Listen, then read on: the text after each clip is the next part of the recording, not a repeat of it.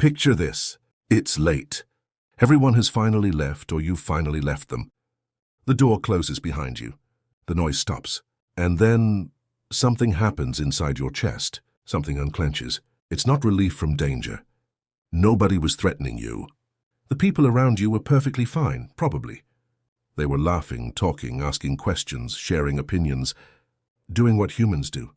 And yet the moment you are alone, your whole body exhales like it just put down a very, very heavy bag. Most people would look at that and say, "That's sad. You should get out more." Because for the average person, and let's be honest about the average person for a second, solitude feels like punishment. It feels like rejection wearing a robe. Silence to them is the universe's way of saying, "Nobody wanted you around today." But that's not what you feel. Not even close. For you, for the kind of mind this video is about, being alone doesn't feel empty. It feels like clarity returning. Like your brain just got permission to stop performing and start actually thinking. The greatest events, they are not our loudest but our stillest hours. Friedrich Nietzsche. So here is the question, and stay with it, because it goes deeper than it sounds. What if solitude isn't escape? What if it's the only place where your mind can actually function fully? What if everyone telling you to go be social is just wrong? Not about people in general, but about your kind of mind specifically. That's what we're exploring today. And it is going to get uncomfortable before it gets freeing. The exhaustion nobody talks about. There's a version of tiredness that has nothing to do with sleep. You could sleep 12 hours straight and still feel it the next day after a party, or a family dinner, or even just a long phone call. The world calls it introversion, and then moves on like that explains everything. So, it doesn't. Here's what's actually happening in the mind of a deep thinker during a normal social interaction. While one person is talking, let's say it's that guy at every office, the one who speaks in very confident half-truths. Your brain is not just hearing the words. Your brain is running a background program that most people don't even know exists. It's scanning the tone. Does what they're saying match how they're saying it? It's catching the contradiction, because they said something different 3 weeks ago. It's noticing the subtext, the thing being communicated beneath the words. It's reading the intention. Are they sharing something or are they performing? Are they asking a question because they want an answer? Or because they want you to be impressed by the question? Every single conversation, every single one. Multiple layers, running simultaneously, all the time. That is not normal processing. That is cognitive overload disguised as a Tuesday afternoon. The more a man has in himself, the less he needs from the outside. Arthur Schopenhauer. Schopenhauer wasn't being edgy or unsocial when he wrote that. He was describing something mechanical.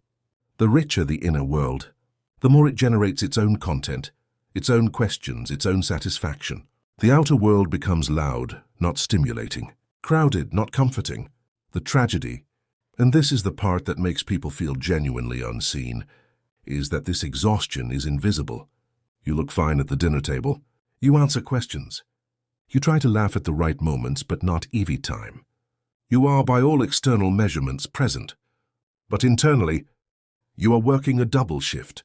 Your conscious mind is there, and your analytical mind is 3 layers below it, annotating everything in real time.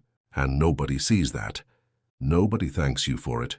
Most people don't even believe it when you describe it. They just say, "You think too much," as if that is a character flaw and not simply how you are wired. Here's why. Let's talk about what actually happens. Biologically, psychologically, when a deep thinker finally gets alone, the first thing that stops is the scanning. That constant background process, analyzing tone, catching contradiction, reading subtext. It just turns off, not because you chose to, because there's nobody there to scan. And with that, something extraordinary happens. Your mind shifts modes from defensive awareness to creative awareness. In defensive awareness, which is what social environments force on deep thinkers, your mental energy is being spent on protection. Protecting yourself from misunderstanding, from being misread, from saying the layered thing to someone who wants the flat answer, from being honest and watching someone get offended because they only wanted agreement.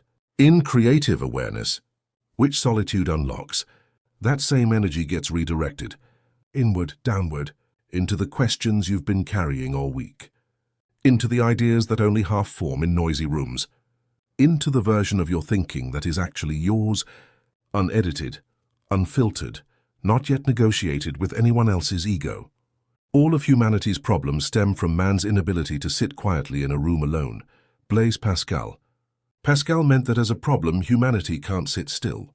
But for the deep thinker, here is the irony. Sitting still in a room alone is not the problem. It's the solution. It's not where things fall apart. It's where things finally make sense. Where the thought you were chasing at 11 p.m. finally completes itself. Where you have the conversation you actually wanted to have, except it's with yourself. And it's the best conversation you've had all week. No one is projecting expectations onto you. No one is subtly competing with you in that irritating way where they pretend they're not competing. No one is trying to extract value, your attention, your validation, your agreement, like a vending machine they think is full. Just silence, and your mind finally free.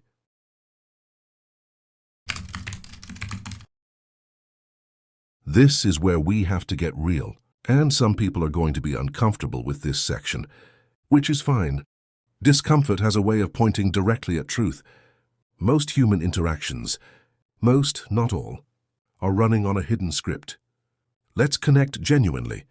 The script is much more like, let me get something from this exchange without being obvious about it. Watch the guy who only calls when he needs something. You know exactly who this is. The colleague who is incredibly warm and engaged when they want your help on a project, and suddenly very busy when the project is done. The friend who wants to talk about their problems for an hour and becomes mysteriously unavailable when yours come up. These patterns are transactional, and most people, because they don't see as many layers as you see, don't even notice they're doing it. They genuinely believe they're just being social. They think this is what connection looks like. They haven't examined the mechanism running underneath. Deep thinkers see it, though. All of it. The subtle competition, the way someone will casually mention their salary or their achievements right after you mention yours. The passive manipulation. The sighing, the guilt-framing, the emotional leverage. The performance. The person who is not talking to you but at you, narrating their own identity, while you stand there as the audience. And here is the part that is genuinely hard. Once you see it, you can never unsee it. There is no going back to the comfortable blur where you just accepted everything at face value.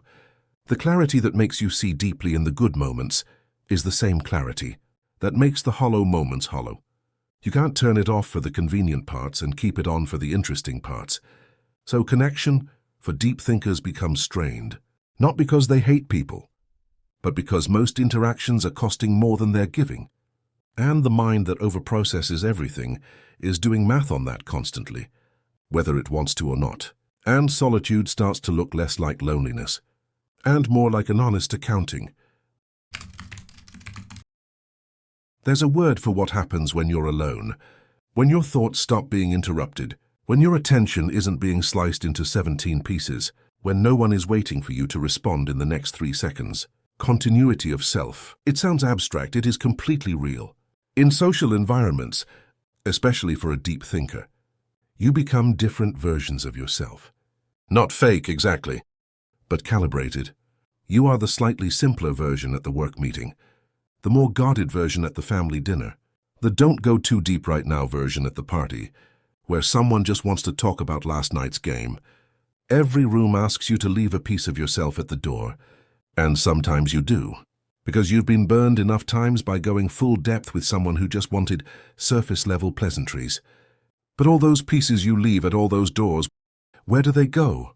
Who looks outside dreams, who looks inside awakens. Carl Jung was describing exactly this. The self that you present outward is edited, negotiated, socially managed. The self that exists when you look inward, when you are alone, undisturbed, not performing for anyone. That is the one that is fully assembled. That is the one that holds all the parts together. And deep thinkers feel this acutely, more than most, because the gap between the public version and the private version is wider for them. The inner world is richer, more complex, more honest, and the outer world keeps asking them to shrink it down to something palatable. So when you are alone, and you feel more real, you are not imagining it. You are not being dramatic. What you are experiencing is the simple fact of your identity being coherent again, not split across 7 different social contexts, not filtered through 7 different sets of expectations, just whole present yours. That is not isolation. That is reunion. Here is something important, because this is the part that gets misread constantly. And it leads to a very unfair reputation. Deep thinkers do not hate people. Read that again. Because the world will try to tell you otherwise. It will call you cold, distant, difficult to reach, a little too intense, too quiet, too much inside your own head. What deep thinkers actually reject is not people. It is noise disguised as connection. It is busyness disguised as depth. It is agreement disguised as honesty. Those are different things, and conflating them is how the world misunderstands this kind of mind entirely. Because here is what happens when a deep thinker finds real connection. Genuine, unhurried, intellectually alive, emotionally honest connection. They are completely different. They light up, they open, they can talk for hours. They become the most engaged, most present, most giving person in the room. The problem is that this kind of connection is rare, genuinely rare. Not because people are bad, but because most people have never been taught to go deep. They were rewarded their whole lives for being agreeable, entertaining, and low maintenance. They learn to skim. So the deep thinker becomes selective, not unsocial, selective. The way a person with a refined palate becomes selective about food, not because they hate eating, but because they've tasted what real flavor is, and they cannot pretend the flavorless thing is satisfying anymore. And yes, sometimes that selectivity looks like solitude, because the alternative is performing connection they don't feel, draining their energy in conversations that leave them emptier than silence would have. Solitude is not the rejection of people. It is the refusal to settle for the idea of connection when the real thing is not available. The cost, and this is the darker part. There is a cost to seeing clearly, and it would be dishonest to talk about solitude and depth without naming it. You know what it feels like to be in a group of people, laughing, moving, talking, and to be standing inside it like a stranger behind glass. Everyone seems to have gotten some manual at birth that told them how to just be there without analyzing it, how to enjoy the surface, how to not see the thing underneath the thing. And sometimes, more often than you'd like to admit, you wish you could do that too. You wish you could sit at a party and not notice that one person is performing their happiness a bit too hard, that another is subtly dominating every story, that the laughter has a slightly hollow ring, not mean, not fake exactly, just thin. You wish you could turn off the part of your brain that keeps annotating reality, but you can't. And that inability, that gift that is also a burden, follows you. Conversations feel repetitive, not because you've had this exact conversation, but because you've had this exact structure of conversation 100 times. Same surface topics, same deflections, same patterns. The words change, the shape stays the same. You find yourself struggling to explain why you're tired when you haven't done anything physically demanding. You find yourself switching off mid-interaction, not because you're rude, but because the awareness you're running at takes real energy, and sometimes you just run out. And the loneliness, yes, there is a loneliness here, is not the loneliness of being alone. That you can handle, that is your natural state. The loneliness is of being fundamentally misread, of being called cold when you are burning on the inside, of being called disconnected when you are the most connected person in the room, just connected to something different than what everyone else is tracking. That is the cost. It is real. And it does not cancel out the gift, but it belongs in the same sentence. Both things are true at once. You don't feel most alive alone because the world is empty. You feel most alive alone because, for once, you are not being pulled away from yourself. Every noise, every interaction, every social performance pulls you slightly outward, slightly away from the center of your own mind. And you go because you are human, because you care, because you try. But eventually the pull accumulates, and the distance from yourself becomes heavy. And the only thing that heals it is what it has always been. Stillness, silence, and time inside your own mind. Not because other people don't matter, but because you matter. Your thoughts matter. Your inner continuity matters. And the world, loud, crowded, performative, brilliant, maddening, beautiful world, will still be there when you come back from the silence. You will come back clearer, more yourself, more able to give what you actually have, instead of the edited, managed, protected version of yourself. That social exhaustion leaves behind. The most alive version of you was always inside the quiet. It was just waiting for the noise to stop. If this reached something in you, share this with the person who always looks fine in a crowd, but you just know they are carrying more inside than they ever say out loud. They need to hear that what they feel is not a flaw. It is just how their mind is built, and it is worth defending. Subscribe, because this channel goes into the places most content is afraid to go. Not to be dark, not to be edgy, because some minds need a mirror more than they need another motivational quote. And we are building that mirror, one video at a time.